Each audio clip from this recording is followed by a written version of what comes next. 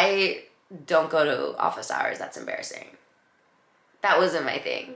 That actually, I was under the mindset, which I'm not proud of, that C's get degrees. I was like, I'm good. I had no intention of, you know, going to grad school or needing good grades. So I really had to pull and reach from every resource that I could. That was me.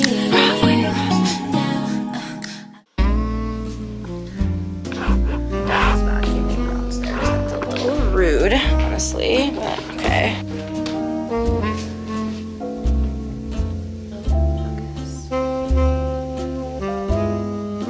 Hello you guys, welcome back to my channel. Welcome back to Kimiakay's channel and to another law school video as a part of my law school series. So today, in today's video, we're going to be talking about law school applications when you don't have the best grades and some of the tools that I use to get into an amazing law school with a good scholarship when I was not necessarily planning on going to law school until my junior year of college. So if you're on the fence about law school and you are hesitant because you don't know if you have the right GPA and you don't know if you can pull together an amazing LSAT score, let me help you use some other tools to kind of finesse your way in front of the applicants and really stand out. Because if you use these tricks, and they're not necessarily tricks, but if you use these tips, then I guarantee you, you're setting yourself up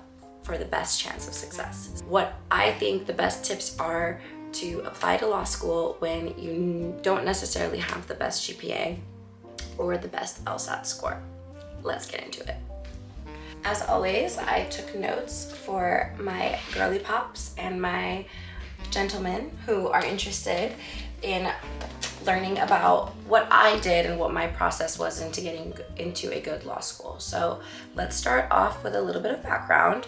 I personally didn't decide I wanted to go to law school until my junior year of college. So I had a late start in the game, and there are a couple things that I did that I think really changed it for me and allowed me to get a head start when everybody else was kind of stressing out about LSAT scores and GPA. I shifted my focus into something else. Obviously, there's a lot of videos out there, right? Like, I understand there's a ton of resources out there for you to go to, but if you really want to know what I did, these are kind of the more unconventional tips. So the first thing I did, which I think is key, so obviously as soon as you decide to go to law school, you need to go sign up for the LSAT. You need to look at when the next LSAT date is and sign up. It costs about $200 to register for the website to apply to different law schools. I think it costs $200 to take the actual LSAT. So obviously things have changed since I've applied to law school because of COVID about the LSAT today, but realistically what you need to know about that is you can't really study too much for it. The best way to improve your score is getting really good at the logic games and getting good at time efficiency. So if you can sign up for any workshops or any classes for the LSAT, that's great. But if you're not really in the financial position to do that, it's still okay. I didn't take a class. I just took a ton of practice tests, and I took it twice. I recommend taking it twice just so you feel rest assured and you don't wonder what if. And obviously you could submit your higher score. So those are my recommendations for the LSAT. Take a ton of practice tests. You can't really study for it. It's a closed universe test, so everything you need to know to answer the questions are right there in the pamphlet, right there in the booklet. Yeah, so that's all I have to say about that, okay? So after you figure out when your LSAT is, you're going to study for that, but concurrently what you need to do is start networking, okay? There's one thing you need to learn as a lawyer, it's being resourceful. This will set you apart as a lawyer, as a law student, in life in general. Even if you decide I don't want to do law school, you will use these traits to be successful no matter what. So here's what you're going to do. You're going to look up when and where the closest law school forum is. I'm in the Bay Area, so the closest law school forum for me was in San Francisco a few months following when I was looking up when to take the LSAT. So you want to sign up for the nearest law school forum. And what that allows you to do is it allows you to go and kind of scout out which law schools you would see yourself going to. And I like to go talk to the representatives because I'm a face-to-face kind of person. So if you can pitch me why I should go to your law school, and I really can close my eyes and imagine myself there and imagine myself benefiting from all the programs that your law school has to offer specifically, that's going to motivate me 10 times more during the application process, during the LSAT process. So you need to really frame your intention going into the application process. And going to a law school forum allows you to do that because representatives from all over the country come and they talk about the programs they have. They do workshops on the application process, the LSAT process, how to, excel once you go to law school. It's just a very beneficial networking opportunity.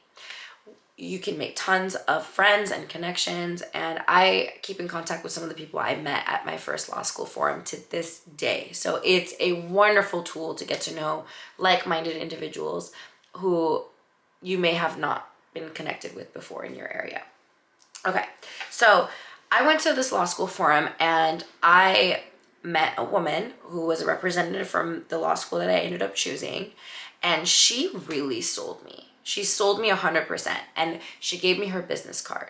So that's the next tip.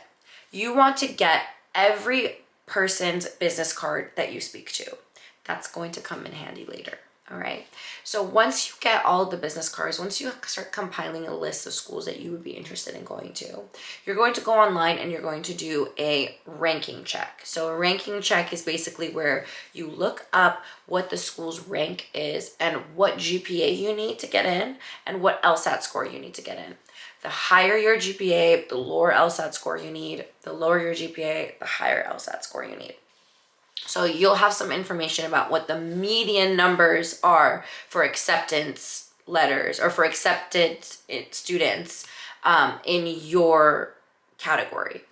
Let's say you're wanting to go to a school that's way above your league. Okay, maybe this is kind of something that we need to talk about in the next tip, but I'm just going to mention it now. Don't let that discourage you. I applied to so many schools that I was not qualified for necessarily based off of the rankings of the accepted students that they had. But you know what? I still got waitlisted for some and I got accepted into others. So it's not just GPA and LSAT. If you have a strong application in other ways, there is still a way for you to stand out and make that admission counsel or the admission representative or whoever it is that's looking at your application think twice about passing it on, even if your GPA and your LSAT score are up to par. Okay, so do not let that discourage you. Still apply if it's like your dream school. But this is another kind of side tip to this, is that I don't recommend going into this process with a dream school. I think a benefit I had was that I had such an open mind since it was a recent development.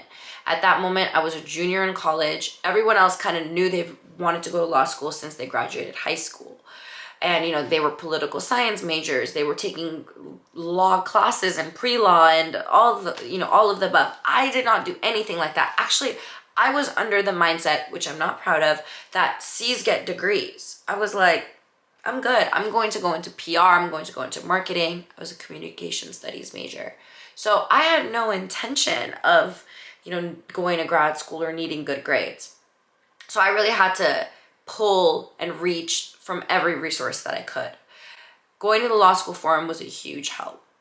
I got the business card for the law school that I really wanted to go to. When I went home and I checked the rankings, I did fall into the category of, the median rate of accepted students. So that wasn't an issue. But I wanted more. I wanted a scholarship.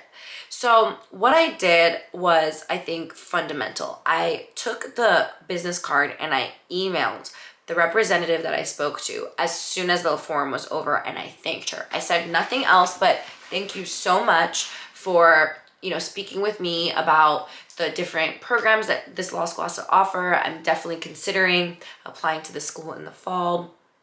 I really appreciate your time and I hope to keep in touch. So that's all I said. I just sent that email, so she has my contact. We kind of built, you know, a line of communication, and I left it at that. I took my LSAT, again, and I started to apply for law schools. At this point, as soon as I applied to this law school, I emailed again that person that I met at the forum, and I said, hello, how have you been? I hope you've been well. I just wanted to let you know that because of our conversation, I've decided to apply to so-and-so law school, and I really hope that I am considered for a chance to attend. Let me know if there's anything else I can do to get my chances of admission, and etc., etc. You can put this in your own words, obviously, but just send that email and let them know that you've applied because of your conversation with them at the forum.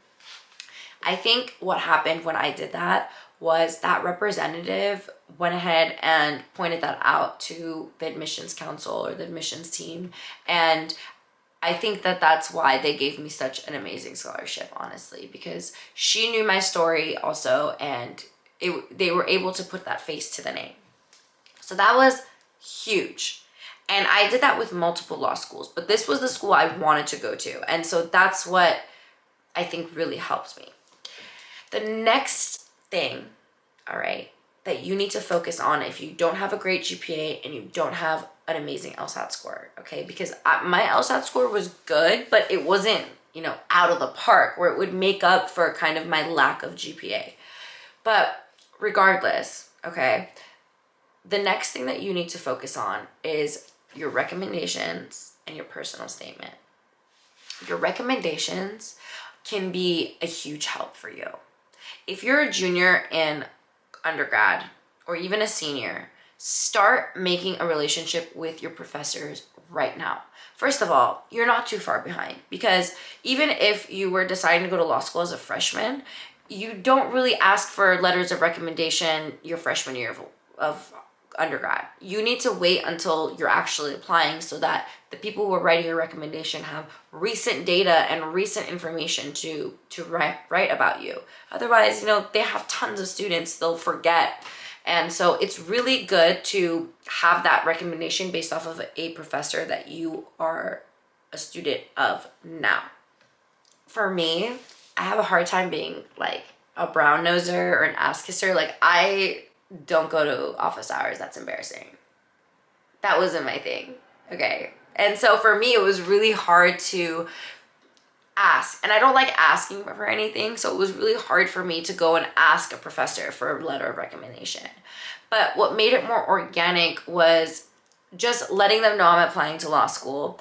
And you want to ask professors that are really good at writing. You don't want to ask your chemistry professor to write you a letter of recommendation. I mean, it's okay if that's all you have, but you know, writing isn't going to be their strong suit. But if you get one of your philosophy professors, your psychology professors, for me, it was my ethnic studies / diversity studies professor, they're passionate about writing, and especially about policy reform and you working in the field of law. So they have a different, you know, when they write about you, they'll come from a different place. And especially if you tell them, you know, your course really motivated me into looking into law school because, for example, if you have a political science class, you can really use that to, look, I may not be good at just kissing ass for no reason, but like, if you can compliment and kind of stroke the ego of your professor a little bit and let them know, like, hey, it's because of your class that I was really interested in X, Y, and Z. Oh, let me tell you, people love to hear about themselves. So it'll really help them, you know, motivate them to write you a stellar recommendation. And you need to tell them in advance. Like, tell them as soon as you can. Honestly, 2 months. 2 months in advance. But obviously, they're going to forget, so you need to, like, stay on them. Do well in their course. Show up. You know, you don't have to go to office hours necessarily, but, like, talk to the professor every now and then. You know, send them a thank you Another way to get close to a professor is joining a club that they're the administrator of. Your political science teacher is also captain of the speech and debate team. Join the speech and debate team. That's an easy way to organically build a relationship with one of your professors without just seemingly going there for the sole intention of getting a letter of rec. Build a relationship, like actually build one, and that will get you so far. My diversity studies teacher wrote the best recommendation for me, and I'm so grateful for that, because if it wasn't for him, and not all professors will let you read it, I happened to read mine, and it was amazing because he's a great writer. I built that relationship actually starting my sophomore year, and I ended up asking him to write my letter of recommendation early on. It's my Be Real. Should I do it?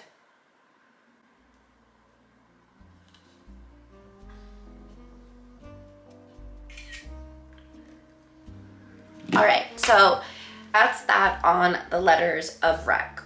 That will be huge for you. The last thing is your personal statement. My personal statement is where I poured my heart and soul into.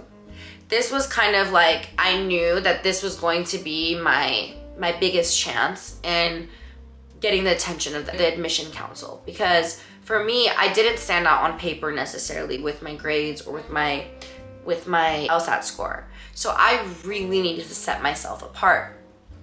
Start early. If you're a procrastinator, that's okay. I completely understand. Okay, I have ADHD. I am the biggest procrastinator. You have to take it seriously. If you take nothing else from this video, start your personal statement early. Start it 4 months early, 5 months early. Start thinking about what you want to talk about. I guarantee you, you are going to change your personal statement drastically at least 2 or 3 times. I had like 2 or 3 stories that I really went in on, and I changed them all up, because ultimately you think you're telling a very compelling story, but then when you're standing up there and reading it out loud, or you're reading it to yourself, or somebody else reads it, you know, you get, everybody has different frame of mind that they're reading your story and filtering it through. You have to work on drafting, redrafting again, and making it compelling. You can't talk about going to law school because you want to make a lot of money for your family. Everybody does. Like, it's not going to set you apart. Your goal for the personal statement should be that when the admission council picks up your personal statement, they would not be able to find any other personal statement like that one. Okay, you have to make it personal. So I spoke a lot about my experience as an immigrant to this country. I spoke a lot about my hardships, you know, coming here from Iran, and I went pretty deep in my personal statement. You really need to start thinking about times where you showed grit. They love to see grit, okay? Times where you failed and you got back up. Times where you did something very valuable, but not for money. And just any hardships in your life that have truly shaped who you are. And you want to have a super compelling hook.